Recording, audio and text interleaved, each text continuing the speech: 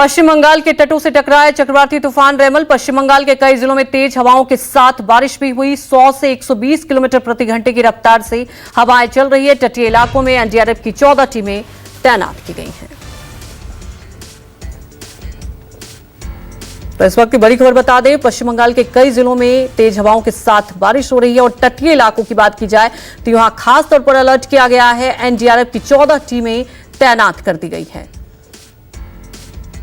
लगातार राहत बचाव का काम भी चल रहा है। प्रधानमंत्री मोदी ने भी हाई लेवल की मीटिंग की है और नजर बनाए हुए हैं। रेमल तूफान के बाद लगातार जो तबाही हुई है उसे लेकर राहत बचाव का काम अभी भी चल रहा है। पश्चिम बंगाल के कई ऐसे जिले हैं जहां तेज हवाओं के साथ भारी बारिश हो रही है। 100 से 120 किलोमीटर प्रति घंटे की रफ्तार से हवाएं चल रही है और तटीय इलाकों की बात की जाए तो एनडीआरएफ की 14 टीमें मौजूद हैं।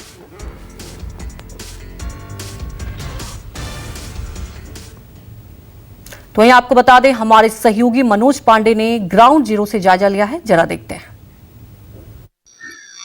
पश्चिम बंगाल में चक्रवाती तूफान रेमल का सबसे ज्यादा असर पड़ा है और जिस तरह से हवाओं की गति 90 से 110 किलोमीटर की गति से, और जिस तरह से देखें कि लगातार जो पश्चिम बंगाल में करीबन यहाँ पे 30 से 40 जगहों पे काफी नुकसान हुआ है। इंटाली में एक छत गिरने से एक व्यक्ति की मौत हो चुकी है और वहीं पे कह सकते हैं कि पश्चिम बंगाल के जो तटीय इलाके हैं, सुंदरबन है, यहाँ बकहाली है, गंगा सागर है, दीघा है, वहां पे समुद्र के जो जल है काफी बढ़ चुके हैं। मछुआरों को जिस तरह से लगातार मना किया गया था कि वो मछुआरे समुद्र तट के यहाँ पे करीब जाए, मछली न मारे।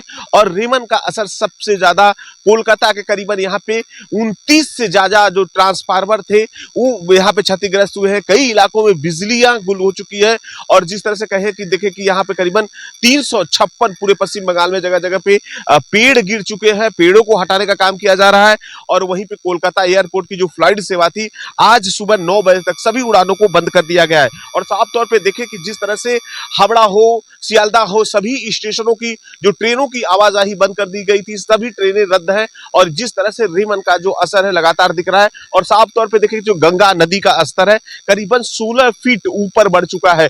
पानी का जो जल स्तर है, तेज गति की हवाएं चल रही है और मूसलाधार बारिश हो रही है।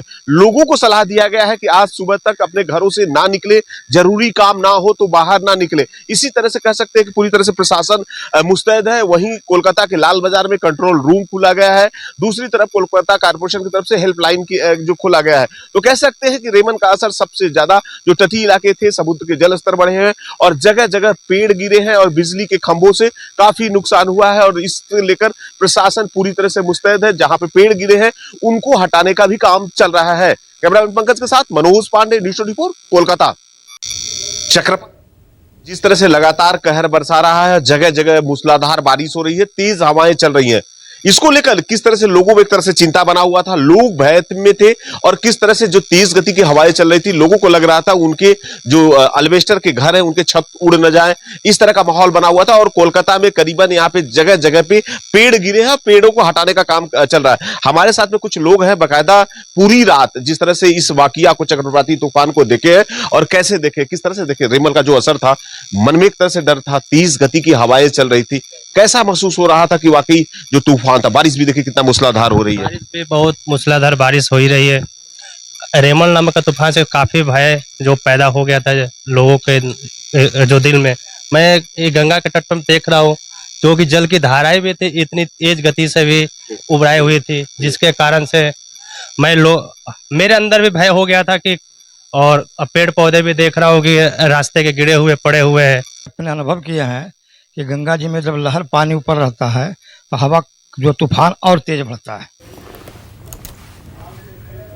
रुकते एक छोटे से ब्रेक के लिए।